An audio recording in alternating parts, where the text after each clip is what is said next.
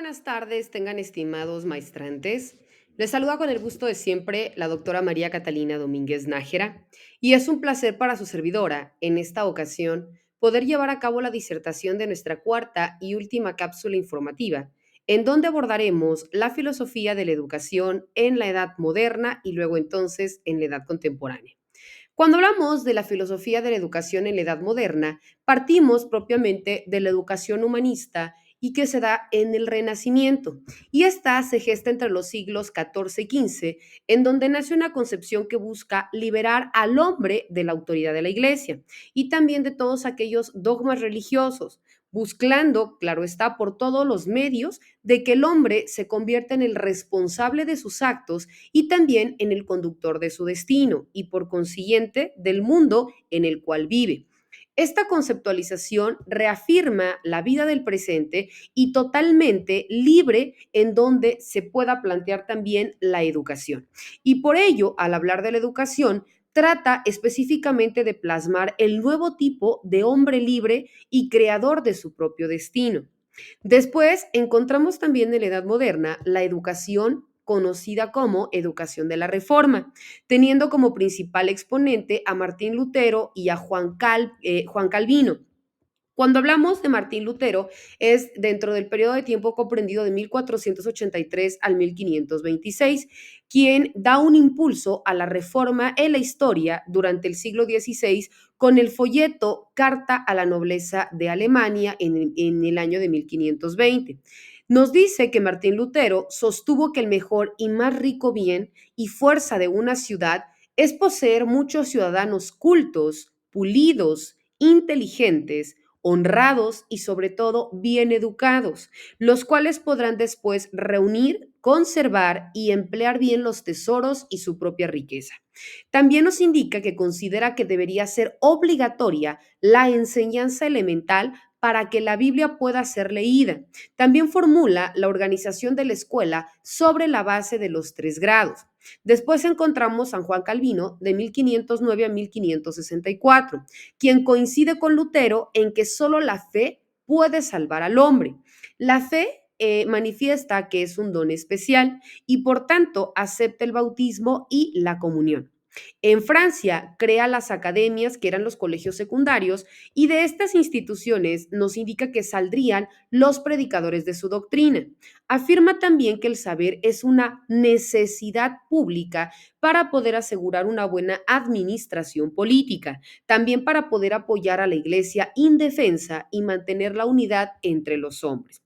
Por consiguiente, dentro de la Edad Moderna, existe la contrarreforma. La reforma protestante nace como respuesta a los excesos producidos por la Iglesia Católica. Esta no se hace esperar y también responde mediante dos fuerzas de acción. Primero, el Concilio de Trento y segundo, San Ignacio de Loyola. Cuando hablamos del Concilio de Trento, que fue de 1545 a 1563, se da tanto en Trento, Italia, y se puede resaltar diferentes acuerdos. Primero, el mejoramiento de las costumbres en el clero y en el pueblo cristiano. Segundo, la reorganización de la enseñanza católica que se traduce en diferentes puntos. Primero fue la creación de escuelas en el nivel elemental y superior en casi todos los pueblos. Segundo, también considera que los maestros deben ser personas piadosas y bien preparadas. Y como tercer punto, en los arzobispados deberían crearse escuelas para poder mejorar la preparación de los clérigos. Y cuando hacemos referencia a San Ignacio de Loyola, se crea la Compañía de Jesús, que fue Íñigo López de Recalde de 1491 a 1556, quien nace en España y tomó los hábitos con el nombre de San Ignacio de Loyola y funda la orden religiosa llamada la Compañía de Jesús. De aquí se rescata que la pedagogía comprendía dos etapas: los estudios inferiores, o también conocida como la educación secundaria, que comprendía 5 años, y también los estudios superiores de carácter teológico y también de carácter universitario.